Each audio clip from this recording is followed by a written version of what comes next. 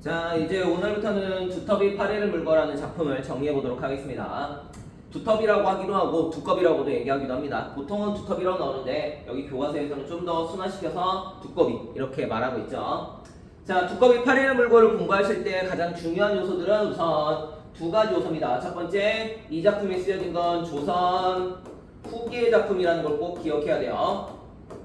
자, 조선 후기의 작품이라는 건 당연하게도 나올 수 있는 특징들이 아하, 얘는 사설시조겠구나 라고 하는 걸 기억해야 되고, 플러스해서 작자층은 평민층이겠구나 라는 걸 기억해야 됩니다. 작자층은 평민이다. 그러면 당연히 평민층에서 나올 수 있는 주제는 정해져 있죠. 사랑 얘기 아니면 지배층의 수탈을 비판하는 내용이 나올 수밖에 없죠. 그래서 사랑 이야기가 나오니까 이 사랑은 이별의 정한이라고 부르거나 이별의 정한이라고 부르거나 아니면 두 번째로 나오는 게 바로 탕과놀이의 수탈을 비판하는 내용이다 라고 정리하셔야 돼요. 탕과놀이의 수탈을 비판한다 이렇게 정리할 수가 있죠. 그런데 여기 있는 내용들 중에서 이 사랑, 이별의 정한이 나오려면 반드시 나와야 되는 글자가 님이라고 하는 내가 사랑하는 남자가 있어야 된다고 했죠. 그런데 시에서는 그런 내용을 찾기가 어렵죠. 그러니까 이 작품의 주제는 번호나 탕과놀이의 수탈을 비판하는 것 이렇게 정리할 수 있어야 돼요. 그리고 얘가 초장이고 얘가 중장이고 얘가 종장이죠. 그렇기 때문에 중간이 길어지고 있는 형태가 쭉 이어지고 있죠. 중간이 길어지고 있죠. 그래서 우리는 이런 걸 가지고 와서 사설시조의 중요한 특징인 산문화 경향성이 나타난다 라고 설명을 했죠. 산문화 경향성 앞에서 설명했던 중요한 포인트가 되는 거죠. 산문화 경향성이 나타나게 되면 당연히 뭡니까? 사음보는 깨지게 되겠죠. 그래서 사음보가 붕괴된다 라고 하는 것도 기억하고 넘어가야 되죠. 자, 이러한 기본적인 내용들을 바탕으로 해서 이제 본격적으로 작품 해석을 시작해 보도록 하겠습니다. 자, 지우고 해보도록 할까요? 자, 첫 줄을 보시면, 초장을 보시면 두꺼비가 파리를 물고 있다 이렇게 되어 있죠. 그러면 두꺼비의 개념은 쭉 땡겨와서, 그리고 파리라고 하는 개념을 쭉 땡겨와서 둘 다 공통적으로 말할 수 있는 부분은 우선 아하, 우화적이구나 라는 걸 이해할 수 있어야 돼요. 우화적. 자, 우화의 정의는 여러 가지로 설명했죠. 보통 교과서적으로 나오는 정답은 우화의 정의는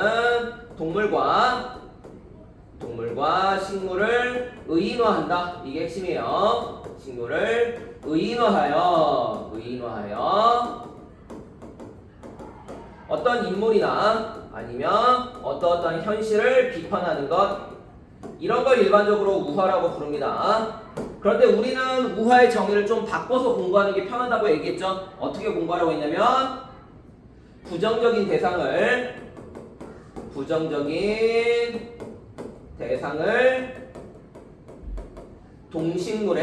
동물과 식물에 빗대어서 비판한다. 이렇게 공부하는 게 훨씬 더 효과적입니다.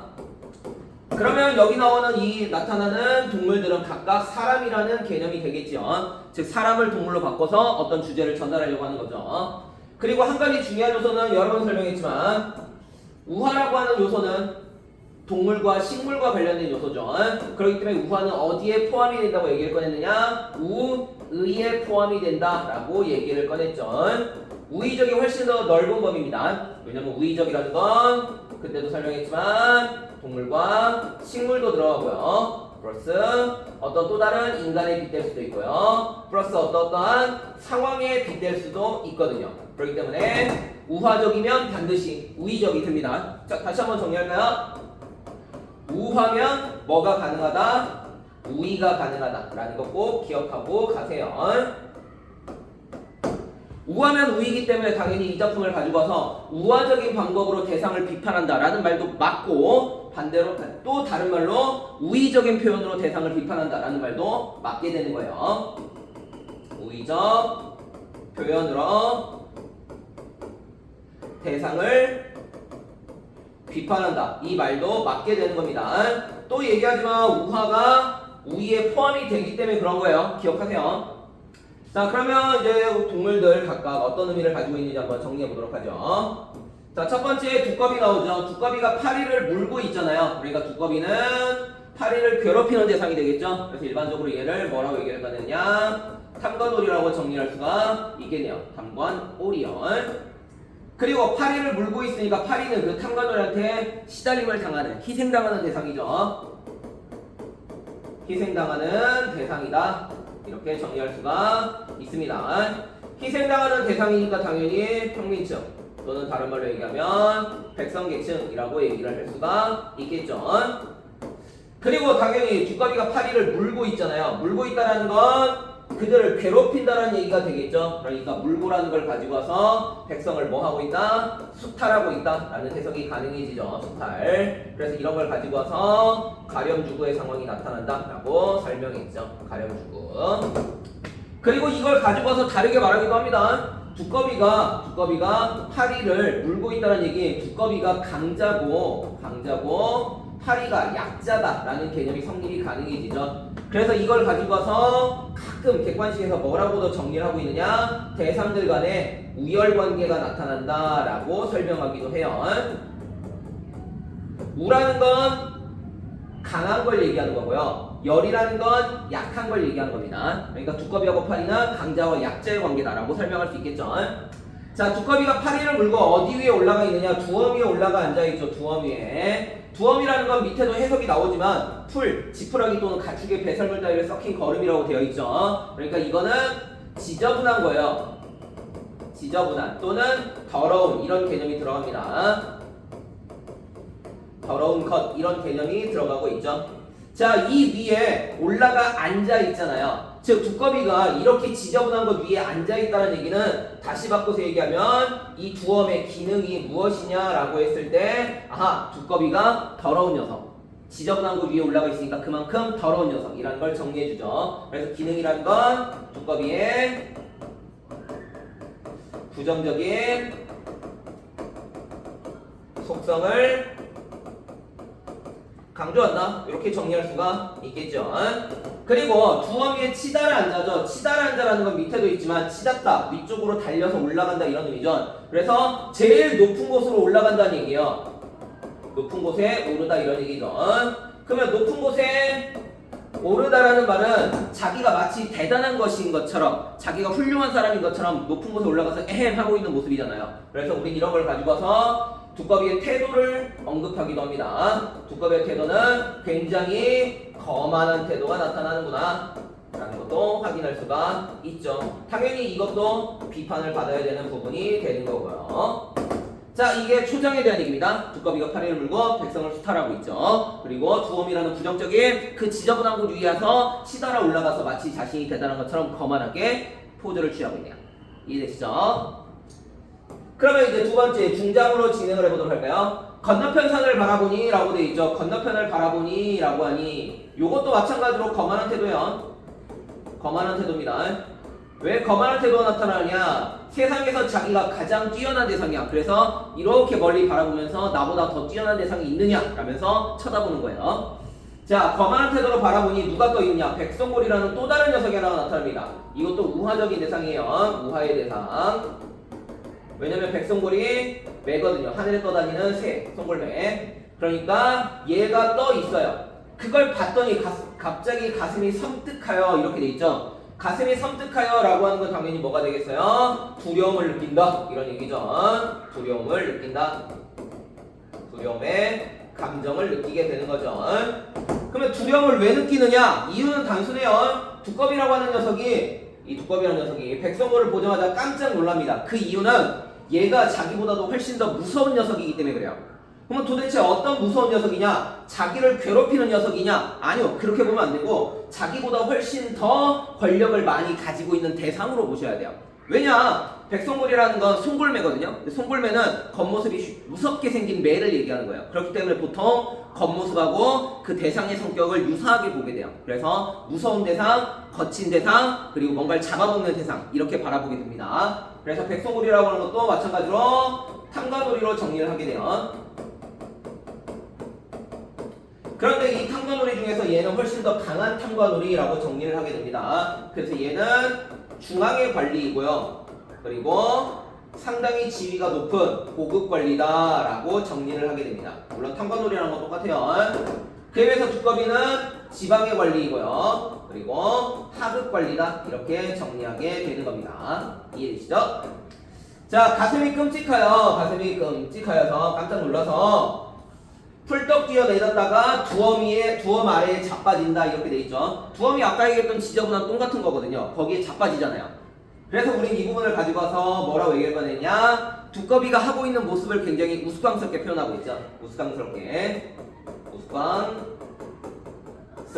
표현하죠.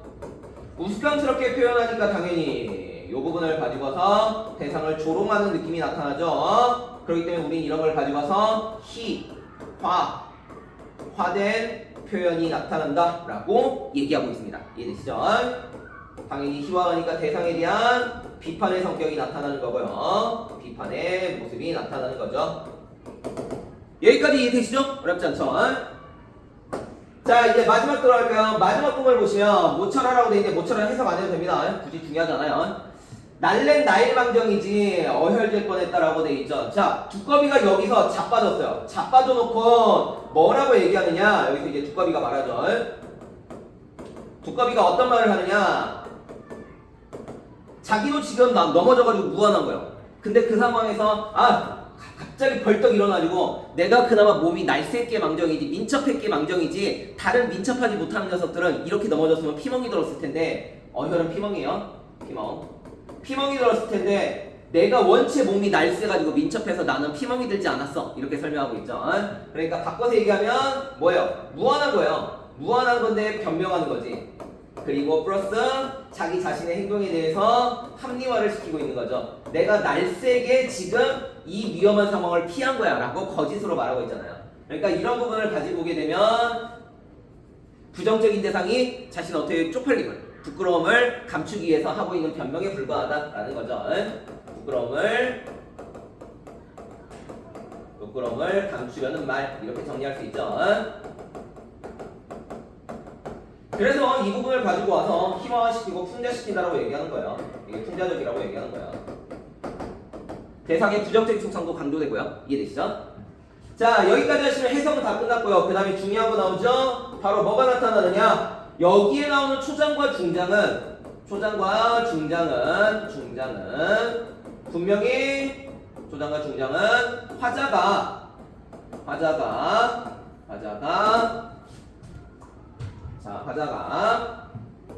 지금 화면이 잠깐 꺼졌는데 그냥 계속 이어서 가도록 할게요. 자, 화자라고 하는 대상이 두꺼비를 관찰하는 거죠. 두꺼비를 관찰하는 모습이 나타납니다. 두꺼비 관찰.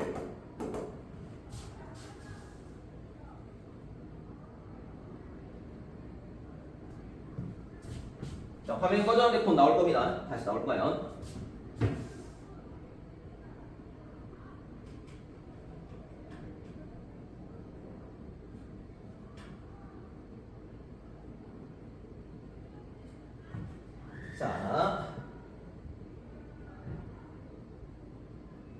자, 두꺼비를 관찰하고 우선 그냥 바로 할게요. 두꺼비를 관찰하고 그 다음에 밑에 나오는 종장에서는 어떤 모습이 나타나느냐? 바로 날쌘 나이게 망정이지 라고 돼 있죠. 나라고 돼 있으니까 이거는 두꺼비의 말이 나타나는 거죠. 두꺼비의 말.